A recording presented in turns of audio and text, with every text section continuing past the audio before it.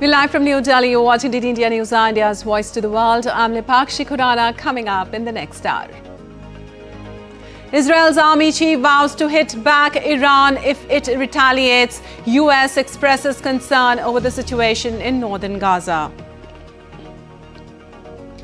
US presidential election race enters the last leg. Trump and Harris trade bitter attacks. EU increases tariffs on Chinese EVs to 45.3% with effect from Thursday. China calls the step protectionist and arbitrary. India's Minister of Commerce and Industry Piyush Goyal visits Saudi Arabia to enhance economic ties and participate in the 8th Future Investment Initiative.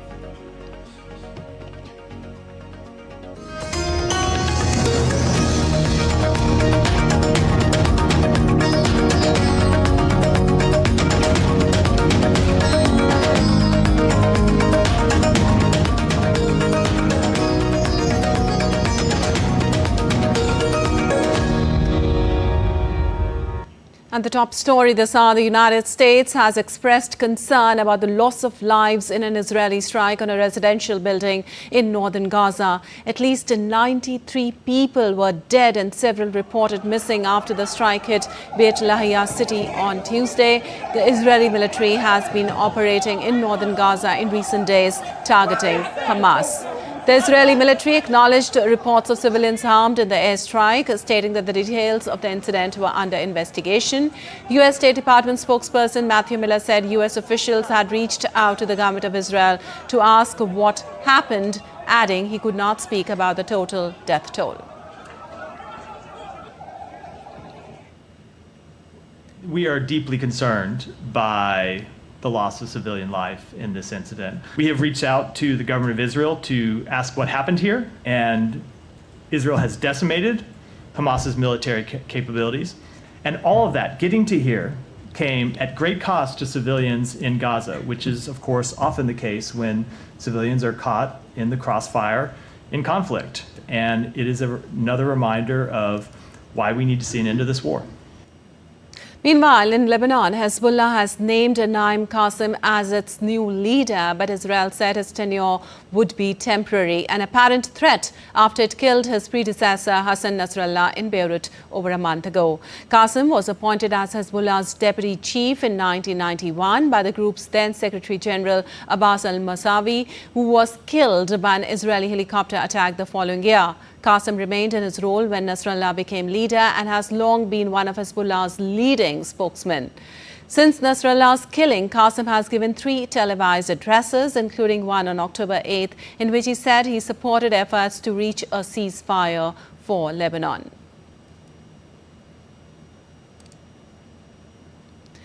Well, Israel continued its campaign against Hezbollah with new strikes in southern Lebanon. Plumes of smoke were visible from Lebanon's Marjayayon as Israeli strikes hit the outskirts of Qiyam village near the border with Israel on Tuesday. Cross-border fighting between Israel and Hezbollah began a year ago when the group started firing rockets in support of Gaza's Palestinian terrorist group Hamas. At the beginning of October, Israel launched a ground operation within Lebanon to attempting to stabilize the border area for Israeli citizens who had fled rocket attacks in northern Israel. Also, Israel's military chief has warned Iran to stand down from any retaliation for Israel's airstrikes near Tehran last week, which followed an Iranian missile barrage on October 1st. If Iran makes the mistake of launching another missile barrage at Israel, we will once again know how to reach Iran with capabilities that we did not even use this time, and strike very, very hard at both their capabilities and locations that we set aside for now. And for more, we have Jessica Taneja joining us. Well, Jessica, U.S. is extremely concerned by the horrifying Israeli strikes in northern Gaza, and civilians have been unabatedly harmed. Also, in spite of a lot of talks about ceasefire, nothing seems to have occurred on the ground. Where do we see all this going? We are see from the last week's development up till now as we speak, Hipakshi, the conflict in West Asia continues to simmer. From the Israeli strikes in Lebanon towards southern Lebanon to the Israeli strikes in northern Gaza, which led to the death of more than 93 individuals, including more than 25 children. All right, we have some audio problem right now. We'll come back to Jessica again. Moving on right now, updates on another conflict. Russia on Tuesday said its forces had seized control of the town of Selidav in eastern Ukraine and had been under sustained attack over the last week. Russian Defense Minister Andriy Belosov also congratulated Russia's 114th Motorized Rifle Brigade on taking Hirnik. Ukraine's military did not comment directly on the Russian claims, but reported 31 combat clashes on the Pokrovsk front during the past 24 hours, including near Selidov. Ukraine's deep state open source intelligence map showed a part of Selidov as being under Russian control, with about a third as a grey zone.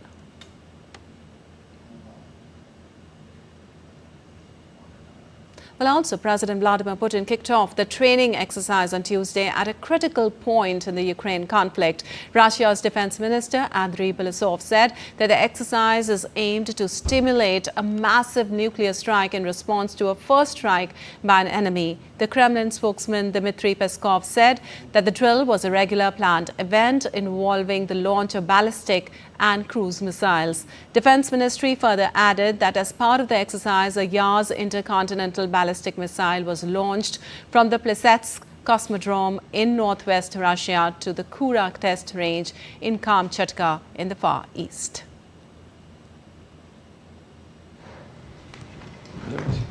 Добрый день. We are conducting another exercise of strategic deterrence forces. We will work out the actions of officials in controlling the use of nuclear weapons with practical launches of ballistic and cruise missiles. I would like to stress out that we are not going to be involved in a new arms race, but we will maintain nuclear forces at the level of necessary sufficiency. Well, U.S. President Joe Biden has expressed concerns about the presence of North Korean troops in Russia, saying that Ukraine should strike back if the troops crossed into the country. Mr. President, are you worried about the North Korean troops in Kursk, in Russia? I am concerned about it, yes. Should the Ukrainians strike back? They crossed into Ukraine, yes. While Pentagon spokesperson Patrick Ryder said that a relatively small number of these troops were already present in the Kursk region. Concerned that they do intend to employ these forces in combat against the Ukrainians, or at least support combat operations against the Ukrainians in the Kursk region. So as of right now, it remains to be seen exactly how the Russians and the North Koreans will employ these forces. But as it relates to the use of weapons, first of all, I would highlight that the weapons and capabilities that the United States and other international partners have provided to Ukraine are Ukrainian weapons and Ukrainian capabilities, and we've been very clear that Ukraine is able to employ those capabilities to defend their sovereign territory from threats that are either emanating from across the border or inside Ukrainian territory. Well, on to the U.S. presidential elections now. With the race neck and neck, both Kamala Harris and Donald Trump are ramping up their campaigns in the final days. Kamala Harris cast the U.S. election as a choice between freedom and chaos in a final big pitch to voters in Washington, D.C. Addressing a crowd of thousands, Harris says it's time to turn the page on the drama and the conflict.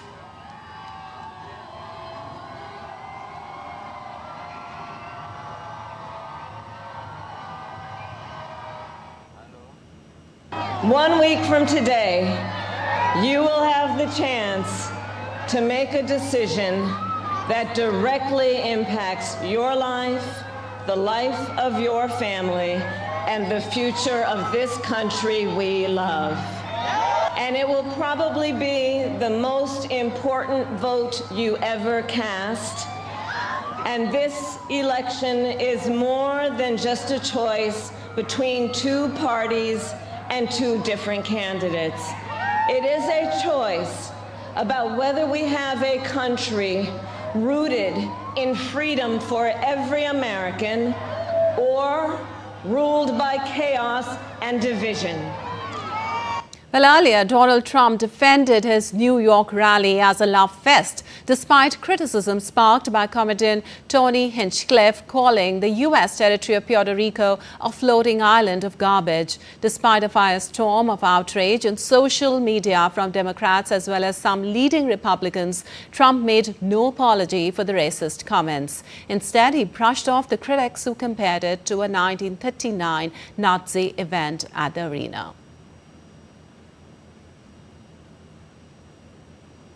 The love in that room, it was breathtaking, and you could have filled it many, many times with the people that were unable to get in. But politicians that have been doing this for a long time, 30 and 40 years, said there's never been an event so beautiful. It was like a love fest, an absolute love fest, and it was my honor to be involved. And hopefully, you know, they started to say, well, in 1939, the Nazis used Madison Square Garden. Well, many people have used it, but nobody's ever had a crowd like that.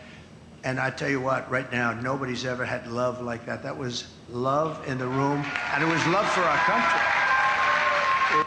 Well, also, U.S. President Joe Biden has announced a $3 billion investment to upgrade ports across the U.S., including Baltimore, where a bridge collapse killed 6 construction workers in March. During a visit to the city's main port, Biden announced that federal funding will improve and electrify port infrastructure sites nationwide while supporting an estimated 40,000 union jobs. That's why today I'm proud to announce we're delivering $3 billion in funding from my Inflation Reduction Act to help clean up and modernize ports in 27 different states and territories, from Pennsylvania, Georgia, Michigan, and beyond, including, yes, Puerto Rico.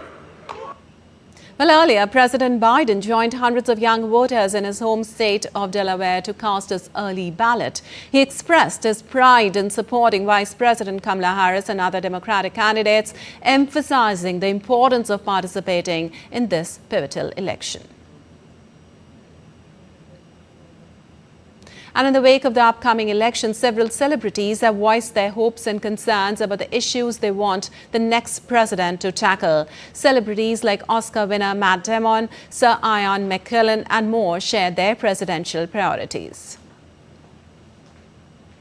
Talk about our $34 trillion debt, because that's a lot of money, and if half our tax base is just servicing that debt, that's a problem. It doesn't seem to be getting smaller, so definitely, I'd love someone to mention that. I haven't heard a single person mention that yet. It's a lot of money. So yeah, that'd start there. We have one planet. We have one planet, right? And whatever we need to do to safeguard where we are, where we live, and how do we not only preserve what's right outside our door, but how do we preserve what's on the other side of the world? Because one side can't fall and another one survive, right? Their balance, to me, is sort of like the great equalizer. So I'm looking at things through that lens right now.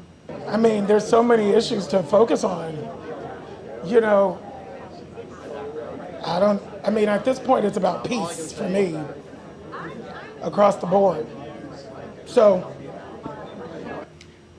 personally, I think that there's a lot that everyone can be doing to make the world better for somebody. Of course, there are like the general themes, but I think the main focus that every human can do is to really just treat somebody else the way that they would want to be treated. Well, as Americans gear up to vote in the U.S. presidential elections on November 5th, opinion polls and surveys reflect that Donald Trump and Kamala Harris are locked in a tight race. Their campaigns thus are focused more on the electorally important swing states. DD India correspondent Amritpal Singh reports from Pennsylvania, which is one of the key 7 swing states in this election. With just days left for the November 5th election, both Kamala Harris and Donald Trump are neck and neck in most of the swing states, especially in Pennsylvania, where I am right now. It holds 19 of the electoral college votes, and that's why you see both candidates focusing their energies on this state. It can't get closer in the Penn state as state swings. In 2016, Donald Trump took it from Hillary Clinton by just a 0.7 percentage difference. Biden snatched it from Trump in 2020, but by a margin of 1.2 percentage points. This time around, both candidates are neck and neck. The difference is just 0.5 percentage points. November 5th will decide how Pennsylvania votes. Once it was reliably Democratic, but not anymore. It swings every election. So Pennsylvania is important, followed, of course, by Georgia and North Carolina, which hold, and Michigan, they hold most seats. Nevada, Arizona, they are smaller states, but all the swing states are important for both candidates because this election's outcome will be decided by these swing states because the other ones remain or continue to remain blue and red as they were in the last election and the election before that. With cameraman Sanjay Jaina, this is Amritpal Singh in Philadelphia, Pennsylvania. And still to come on DD India News Hour. We'll get to the mood of early voting in Atlanta as swing states to determine the outcome of US elections.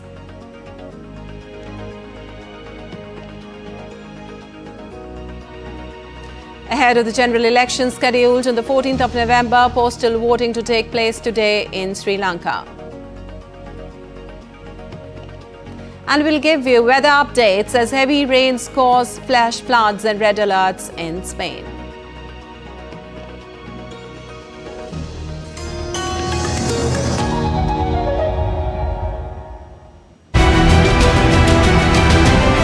Who will be the next president of United States of America? Will Donald Trump make a dramatic comeback or will Kamala Harris become America's first woman president? It's a tight race to the White House. The knives are out and the battle lines sharply drawn. He's becoming increasingly unstable and unhinged. She's a threat to democracy because she shouldn't even be the candidate. I'm Amritpal Singh. I'm Shubhendu Ghosh. We travel across the United States to decode the issues at the heart of this polarized election. Watch this space only on DD India.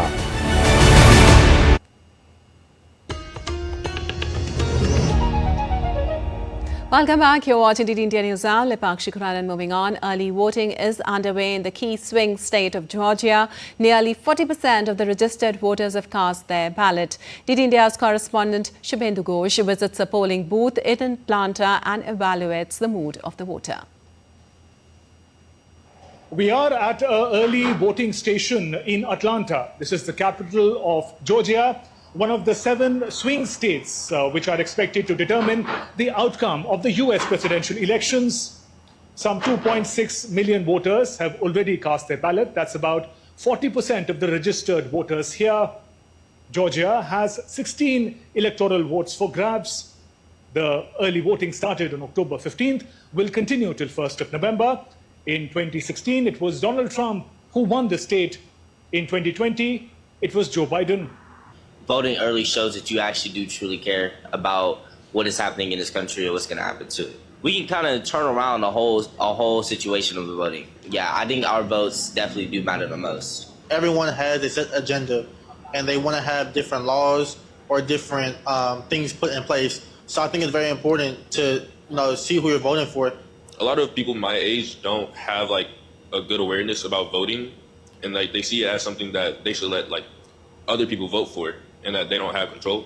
If I could get more of my people to vote, it'll be very good for like the betterment of our society. We are living in a country that was built on us but not for us, and in order for my community to have a better future, I believe that early voting is the right choice to make. I mean, our votes mattered when we got Obama into office. Our vote mattered when we got Joe into office, and we can do the same thing for Kamala. I hope that everybody gets out and votes and does it in early voting so that they have plenty of time to calculate all of the ballots and there's no question marks about what happened and who won. I think it's really important that we're able to usher in the next generation of leaders and people that are coming from all kinds of backgrounds and colors and religions. And I think that it's really important for us to embrace that as we move forward. Georgia was a swing state in the last presidential election, but I'm afraid we're not going to be, I mean, we are a swing state, but I'm afraid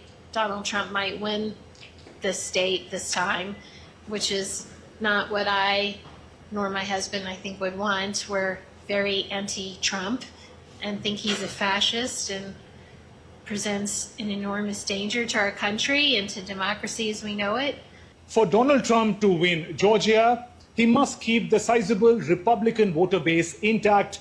He's also trying to chip away at the Democrat support base of black voters.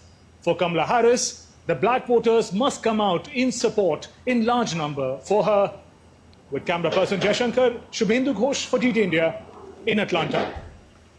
Well, U.S. federal authorities are investigating fires set at 2 ballot drop boxes in Portland, Oregon and nearby Vancouver, Washington. In Portland, an incendiary device damaged a ballot box, though most ballots were preserved.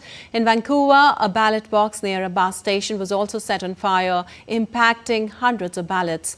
Washington Secretary of State condemned these attacks, affirming election security, and said both local and federal law enforcement are involved. With just 1 week to go until the U.S. election, hundreds of thousands of ballots are flooding into ballot processing centers around the country as millions of Americans cast their votes early. And moving on, in Sri Lanka, postal voting for the general elections will take place today at all police stations, district secretariats and election commission offices. Postal ballots will also be marked on 1st and 4th of November at these offices and Tri-Forces camps. The Election Commission has said that a total of about 7.3 lakh government employees are eligible to mark their choices through postal voting. For those unable to vote on these dates, an alternative arrangement is available on 7th and 8th of November. The general elections are scheduled to be held on the 14th of November to elect 225 parliamentarians.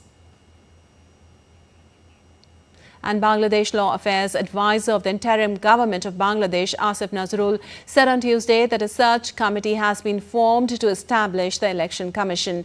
The advisor to the media in Dhaka, after a meeting with visiting UN High Commission for Human Rights, Volker Turk, said that the interim government's election journey to hold the next general election has started. The High Commissioner is on a 2-day official visit to Bangladesh. He further added that after the formation of the search committee, the Election Commission will be constituted, followed by an update in the voter list. And India's Minister of State for Environment, Forest and Climate Change, Kirti Vardhan Singh, delivered India's national statement during the plenary session of UN Biodiversity Conference COP16 at Cali, Colombia.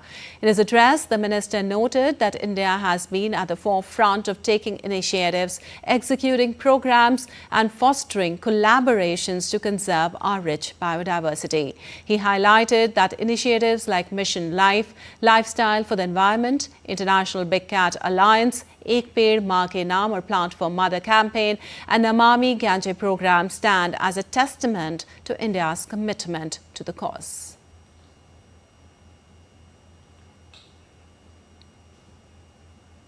While Colombia, the UN COP16 biodiversity talks on Tuesday launched a coalition with 20 other countries seeking to make peace with nature. The coalition includes countries from 4 continents, including Mexico, Sweden, Uganda and Chile, although none from Asia Pacific. At the UN COP16 biodiversity talks, leaders warned that the rapid destruction of the environment risks humanity's extinction. The coalition is open to countries that agree to be a set of principles aimed at changing humanity's relationship with nature that includes marshalling money toward conservation and sustainable development, cooperating internationally and mobilizing all of their society towards preserving nature. The summit of nearly 200 countries underway in Cali is tasked with figuring out how to halt the decline of nature by 2030 as humans drive habitat loss, climate change, pollution and other activities that destroy biodiversity.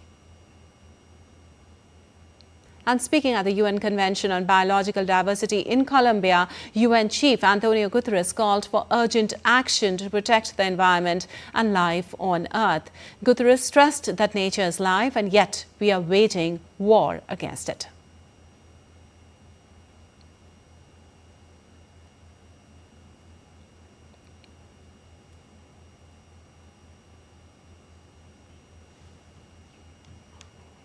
And on to some weather updates now. Heavy rains across southeastern Spain have caused severe flash floods, leading authorities to urge residents to stay home.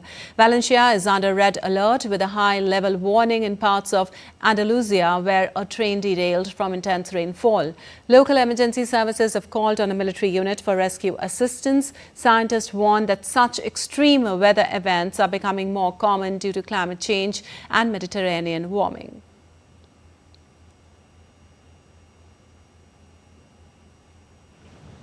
Also, Taiwan is preparing for Typhoon Kongray, expected to make landfall on its eastern coast on Thursday. The powerful storm, with gusts exceeding 230 km per hour, is forecasted to bring torrential rain and high winds, especially in Taitung County.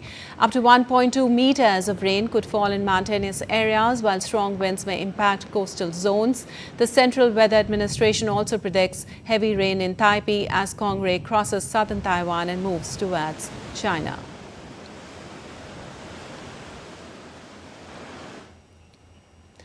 Severe weather and heavy rains have also caused widespread flooding across West Africa, displacing millions and resulting in numerous casualties. Experts attribute these extreme conditions to the ongoing impact of climate change. To reduce such events, scientists stress the need to limit greenhouse gas emissions. They warn that without action, extreme weather events in the region could worsen. And now let's take a look at other stories making news around the world. French President Emmanuel Macron and First Lady Brigitte Macron attended an official dinner at Rabat's Royal Palace, hosted by Morocco's King Mohammed VI. The dinner included notable figures from politics, business and culture. Bolivians stranded by 2 weeks of roadblocks in Cochabamba endure extreme heat as they wait under trucks with no resolution in sight. Frustrated citizens describe the situation as inhumane, voicing concerns that their pleas are ignored. The roadblocks are part of an anti-government uprising in support of former President Evo Morales. Terry Gard, known for her memorable roles in Tootsie and Young Frankenstein, has died at age 79. The Academy Award-nominated actress charmed audiences with her humor and warmth. She received an Oscar nomination for her role alongside Dustin Hoffman in Tootsie. Well, an array of classic horror movie posters is set to go under the hammer at the Halloween auction in the UK this Thursday. The British auction house Evox promises a feast of gore in this thrilling sale. The auction features quad posters from iconic horror films including the Dracula franchise, A Nightmare on Elm Street, Carry On Screaming, Friday the 13th and The Wicker Man, among others. There are people that collect just that genre of horror poster. Posters now are so iconic, and they really tell the story of the films that people used to watch in their youth. And so that's a big part of it, is the nostalgia of that collection. And they're quite flat as well, so you can store them and have a big collection of them quite easily in a small space. And still to come on DD India News Hour. Prime Minister Modi to visit Gujarat to lay the foundation stone of various infrastructural and development projects. India's Defence Minister to visit Tawang in Arunachal Pradesh to interact with armed forces personnel stationed in the area. And we'll get you a special report on the status of the white tiger from Rewa, the land of the first white tiger.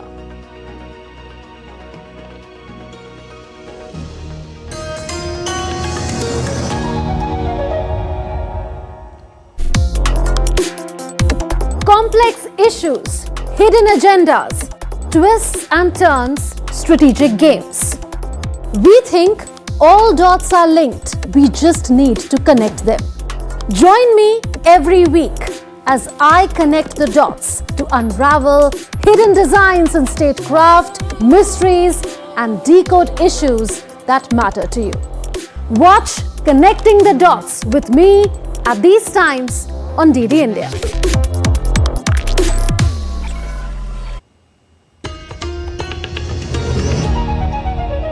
Welcome back. You're watching DD India News. I'm Lipakshi Khurana, and time now for a quick recap of the headlines.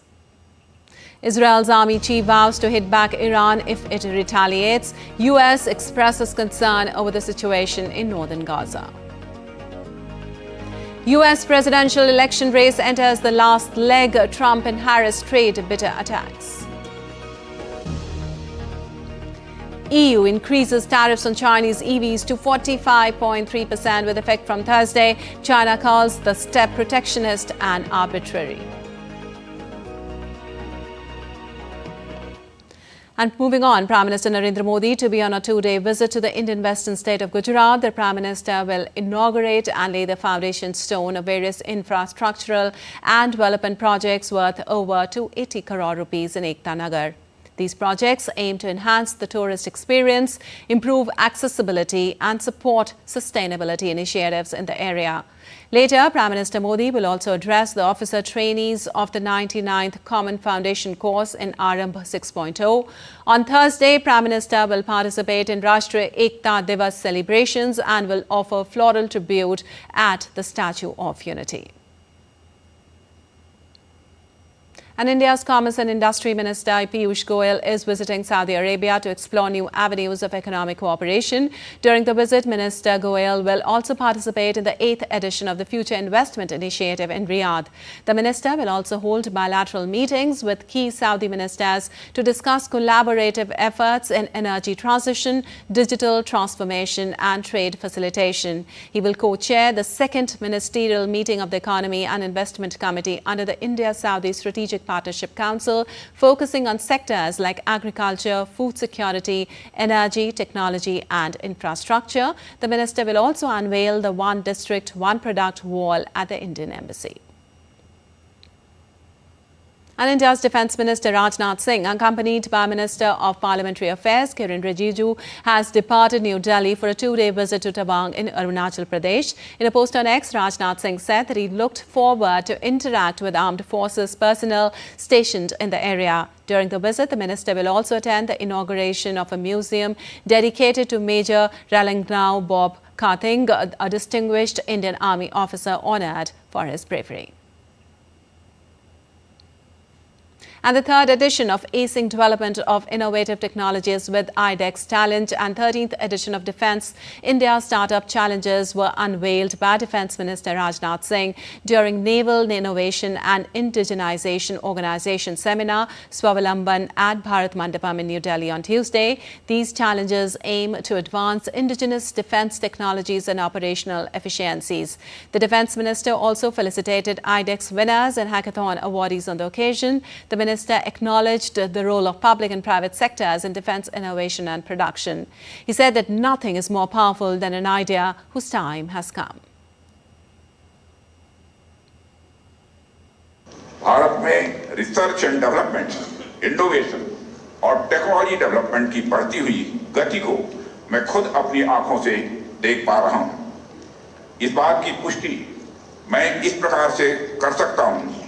पिछले सिर्फ 15 दिनों में ही मैं लगभग 3-4 ऐसे कार्यक्रमों में भाग ले चुका हूं जो इन विषयों से संबंधित रहे, चाहे वो SIDM का कार्यक्रम हो, TDF का कार्यक्रम हो या फिर डेफ कनेक्ट हो। यह फ्रीक्वेंसी अपने आप में इस ओर स्पष्ट इशारा करती है कि भारत में अब इनोवेशन की एक लहर चल रही है। Well, on the second day of the Innovation and Indigenization Seminar Swavalamban 2024 organised by the Indian Navy in New Delhi, there were several sessions which focused on building an innovation ecosystem of Indian defence manufacturing. The Navy Vice Chief and Secretary of Defence Production addressed the inaugural seminars. Technologies such as AI, ML, big data and quantum computing are the core of this phenomenon. Countries across the globe are investing heavily in miniaturization, digitization and autonomous systems. We certainly need to invest more time, effort, energy and money in big tech and in developing niche and disruptive technologies if we want to continue remaining relevant in global affairs. Well, today there are about 200 white tigers in the world. Half of them are in India. Rewa of Madhya Pradesh is called the land of white tiger. That's because the world's first white tiger was found here, which was named Mohan. Take a look. We are at Mohan White Tiger Safari, which are located central India state, Madhya Pradesh. Rewa is a well-known place for white tiger. Rewa is the original place of white tiger. But who is Mohan? Mohan is the first white tiger of world. Now I tell you the history of Mohan. This is the Mohan Tiger Safari located in the central Indian state of Madhya Pradesh. The white tiger Mohan, after whom this safari is named, was found here in 1951 by a royal hunting party. He was the first ever white tiger discovered. Mohan was the first white tiger, captive white tiger which we can say, which was captured from the forest of Sindhi area. And this tiger was the first tiger used for the captive breeding of the tigers. And today, all over the world, wherever you go, you find white tiger. These are the progeny of Mohan. Recently, the Rewa airport has opened for the common public, and definitely it will increase the number of tourists visiting this place, because earlier there was no connectivity from the far off cities to the Rewa. But now the people from even Indore, Bhopal and Singrauli can easily come to Rewa, and this will add to the number of visitors coming to the Mulkundpur Safari. The white tiger is now driving the tourism numbers in this part of India. Over 400,000 tourists come here every year. Now, with the airport connectivity, the numbers are sure to go up in coming years. White tiger सामने road से कभी निकल जाता है, कभी बगल से निकल जाता है, कभी तालाब है, 2 तालाब हैं, उनमें मिल जाता है. This is such a proud moment for all of us that a white tiger especially is located in our Rewa city. That's a wonderful location for us, and people come from very far locations just to see the white tiger. India is the land of tigers. Tourists from across the globe flock to various national parks and tiger reserves of India to get a glimpse of this majestic animal. And in Rewa, they see him in an altogether different avatar. So the history of Mohan and Mohan White Tiger Safari is very interesting. Hope you are enjoying when you will be visiting this place. With camera person Vijay Sharma, Aditya Srivastav, DD India. And now let's take a look at other stories making news today. A thin layer of smog covered the national capital on Wednesday as parts of Delhi air quality remained in the very poor category, with an air quality index of over 300 in many areas. The smog, primarily caused by vehicular emissions and stubble burning in neighbouring states, has sparked concerns over rising pollution issues among the residents.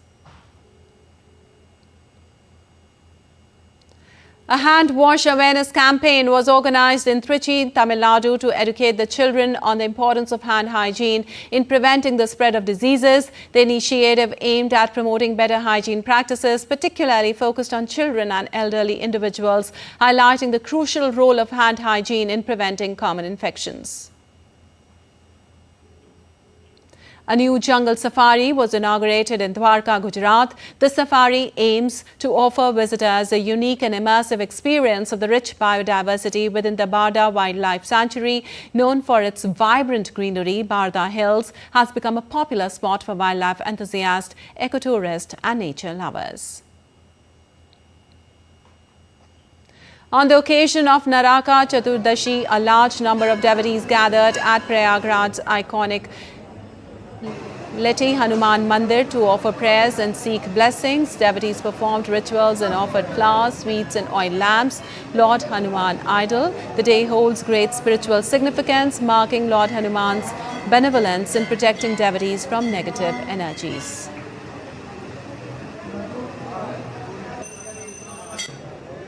Well, India's healthcare sector has undergone significant transformations marked by advancements in infrastructure, technology and accessibility. This journey towards enhancing public health has been propelled by focused efforts to meet sustainable development goals and a commitment to bolstering healthcare infrastructure. More in this report. In a significant move, Prime Minister Narendra Modi has extended the Ayushman Bharat scheme to senior citizens aged 70 years and above, effective from October 29, 2024. This extension aims to provide comprehensive healthcare support to senior citizens, ensuring they receive necessary medical care without financial burden. With this expansion, senior citizens will receive individual health coverage of up to 500,000 rupees per year, separate from the family's existing coverage. The coverage is for their lifetime, ensuring continuous access to healthcare services. There is no income limit for eligibility, making it accessible to all senior citizens. Every elderly person above 70 years of age will get free treatment through the Ayushman Vaya Vandana card, significantly reducing out-of-pocket expenditure. Senior citizens already covered under other public health insurance schemes can choose to continue with their existing scheme or opt for Ayushman Bharat. Those with private health insurance can also benefit from the scheme. However, the scheme has not been implemented in Delhi and West Bengal. PM Modi affirmed that no poor child's dream of becoming a doctor would be shattered and no middle-class student would be forced to study abroad due to lack of options in India. Nearly 100,000 new MBBS and MD seats have been added over the past 10 years, with another 75,000 seats to be added in the next 5 years. The Prime Minister also laid the foundation stone of 5 nursing colleges in Shivpuri, Ratlam, Khandwa, Rajgarh and Mandsaur in Madhya Pradesh, 21 critical care blocks in Himachal Pradesh, Karnataka, Manipur, Tamil Nadu and Rajasthan under the Ayushman Bharat Health Infrastructure Mission, and several facilities and service extensions at AIIMS in New Delhi and AIIMS Bilaspur, Himachal Pradesh. These projects will bring healthcare benefits to around 5.5 million ESI beneficiaries. The Prime Minister has been a strong proponent of expanding the usage of technology to enhance service delivery across sectors. In an innovative usage of drone technology to make healthcare more accessible, the Prime Minister launched drone services at 11 tertiary healthcare institutions. The Ayushman Bharat Health Infrastructure Mission has an outlay of around $8 billion over the 6 years, aiming to strengthen health systems at all levels of primary, secondary, and tertiary care.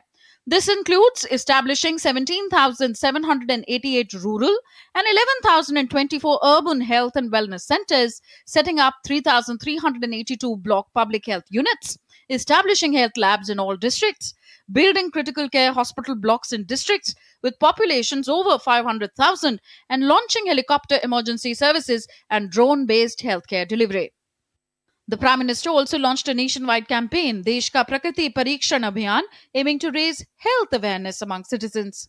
He also launched the state-specific action plan on climate change and human health for each state and UT, which will lay out adaptation strategies towards developing climate-resilient healthcare services. Bureau Report, DD India. And still to come on DD India News Hour.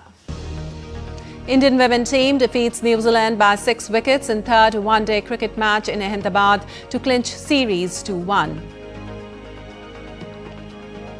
World number 1 Jannik Sinner pulls out of Paris Masters due to illness.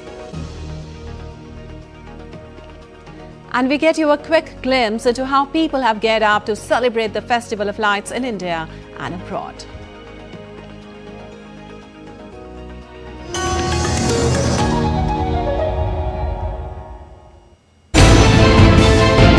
Geopolitics and trade deals.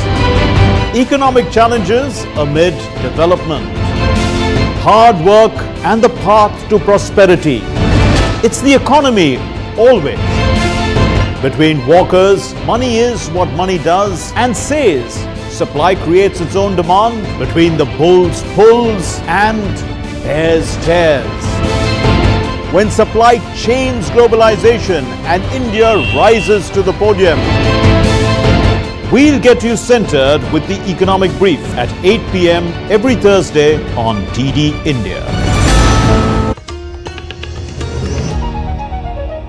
Welcome back. You're watching DD India News. I'm Lipakshi Kuran, and on to some business news now. Apple iPhone exports from India jumped by a third in the 6 months through September, underscoring its push to expand manufacturing in the country and reduce dependence on China. As per a media report, the US-based company exported nearly $6 billion of India-made iPhones, an increase of a third in value terms from a year earlier. That puts annual exports on track to surpass about $10 billion of fiscal 2024. Apple is expanding its manufacturing network in India at a rapid clip, taking advantage of local subsidies, a skilled workforce and advances in the country's technological capabilities. Well, the European Union has imposed hefty extra tariffs up to 35.3% on Chinese-made electric cars after an anti-subsidy probe concluded Beijing's support undercut European automakers. The EU has set out extra tariffs ranging from 7.8% for Tesla, while 35.3% for China's SAIC. That too, on top of EU's standard 10% car import duty, making it over 45% for China. The European Commission said tariffs are required to counter what it says are unfair subsidies, including preferential financing and grants, as well as land, batteries and raw materials at below market prices. The China Chamber of Commerce to the EU said it was profoundly disappointed by the protectionist and arbitrary EU measure. Beijing launched its own probes this year into imports of EU brandy, dairy and pork products in apparent retaliation. It has also challenged the EU's provisional measures at the World Trade Organization.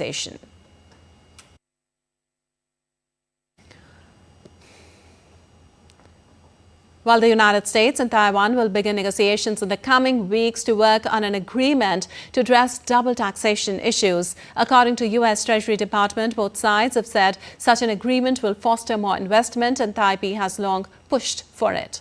Washington and Taipei do not have formal diplomatic relations, so the lack of a tax agreement means Taiwanese businesses and individuals are taxed on their income by both the U.S. and Taiwanese governments. Taiwan is a major global supplier of the semiconductor chips essential to a wide range of consumer goods and military equipment.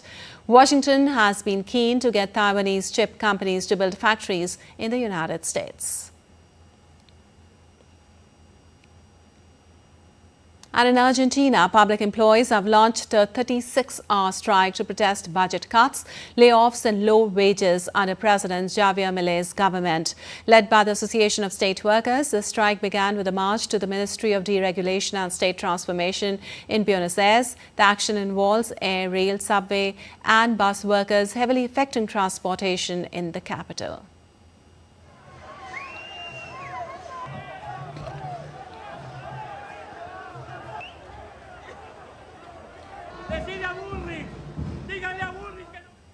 And time now for some sports updates.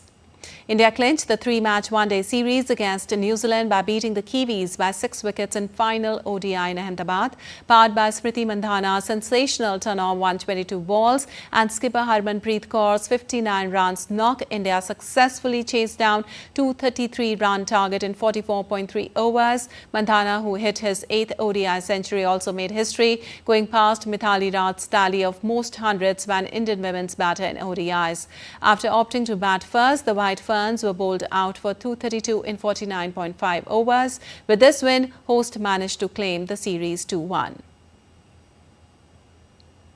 And India's Malvika Bansod cruised into the second round of the Hilo Open badminton tournament in Saarbrücken city of Germany. Bansod was pitted against Bulgaria's Ristomira Popovska in the opening round of the women's single event. She eased past her opponent by 21-6, 21-17 scoreline. Bansod will face Denmark's Irina Amelie Andersen in the round of 16. Rakshita Sri Santosh Ramraj also moved into the second round after defeating Chinese Taipei's Yu Chen Hui 21-13, 21-19.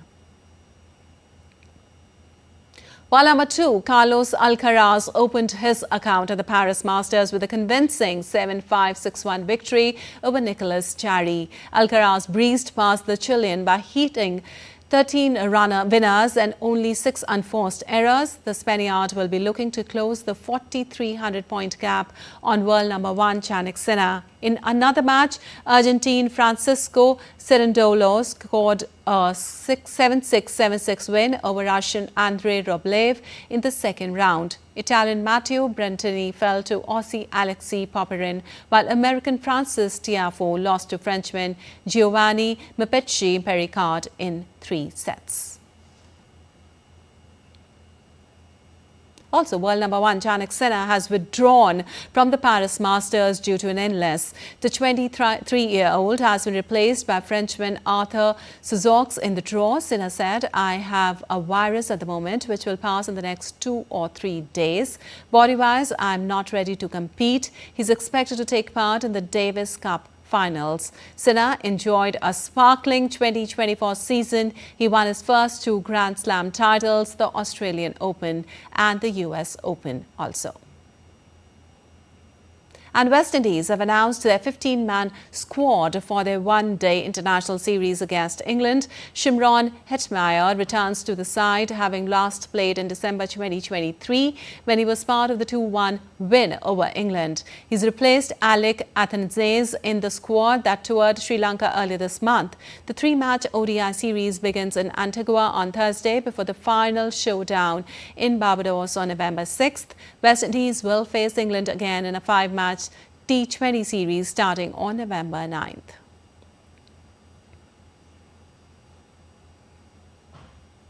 Well, the Uttar Pradesh government is all set to attempt a Guinness World Record by trying to light over 28 lakh earthen lamps in Ayodhya on the occasion of Deep Utsav. For Deep Mahotsav, Ayodhya, the birthplace of Ram, gets lit up with dazzling display of diyas every year, marking the return of Lord Ram to Ayodhya after his exile and victory over Ravan. The banks of Saryu River gets adorned with intricate rangoli designs and vibrant decorations, creating a mesmerizing sight for the onlookers and gathering devotees and tourists from across the country.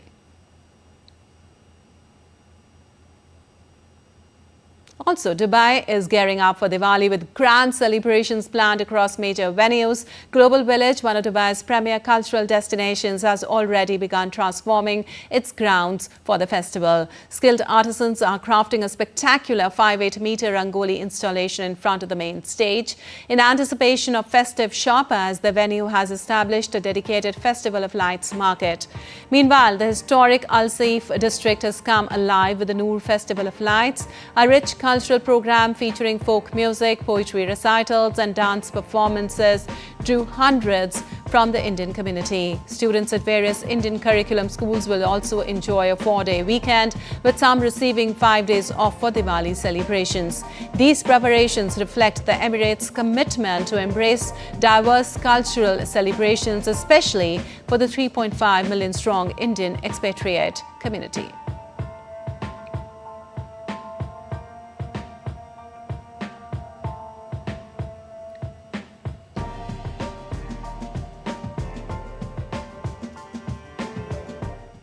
Well, Diwali is now celebrated around the world, uniting communities in joy and tradition. Here's a look at how Diwali lights up across the globe. Nancy Baloda brings us more.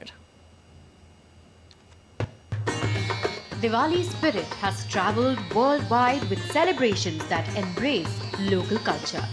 Thousands gathered in London's Trafalgar Square to celebrate Diwali, with organisers estimating around 10,000 participants, including members of the UK's Asian community, tourists and local residents. In Nepal, known as Tihar, Diwali celebrates the bond between humans and animals with rituals dedicated to dogs, cows and other animals. In Sri Lanka, Diwali mirrors Indian celebrations with families lighting lamps, setting off fireworks and sharing sweets in honor of Lord Ram's victory. In Malaysia, Hari Diwali is a public holiday that begins with an oil bath followed by temple prayers and gatherings to enjoy traditional foods. Singapore's Diwali transforms Serangoon Road with festive lights. Indian bazaars and food stalls create a vibrant memory for locals and tourists alike. In the United States, Times Square hosts an annual Diwali event featuring performances, food stalls, fireworks, while schools and workplaces increasingly recognize the festival. In South Africa, Diwali's spirit shines with oil lamps, fireworks and shared meals. From Nepal to New York, Diwali's themes of light, unity and celebration have taken root globally, reflecting a tradition that brings communities together in every corner of the world. Nancy Baloda's report for DD India. All right, that's all for this edition of DD India News Hour. But let us know your thoughts on the news of the day. For those on the go, you can get all the latest news and updates from India and across the world on the DD India mobile app. The app is available on both Android and iOS platforms. Scan the QR code on the screen to download now. We'll be back with more news as it breaks here on DD India. I'm Lipakshi Khurana from all of us here in Delhi. Thanks for watching DD India News Hour.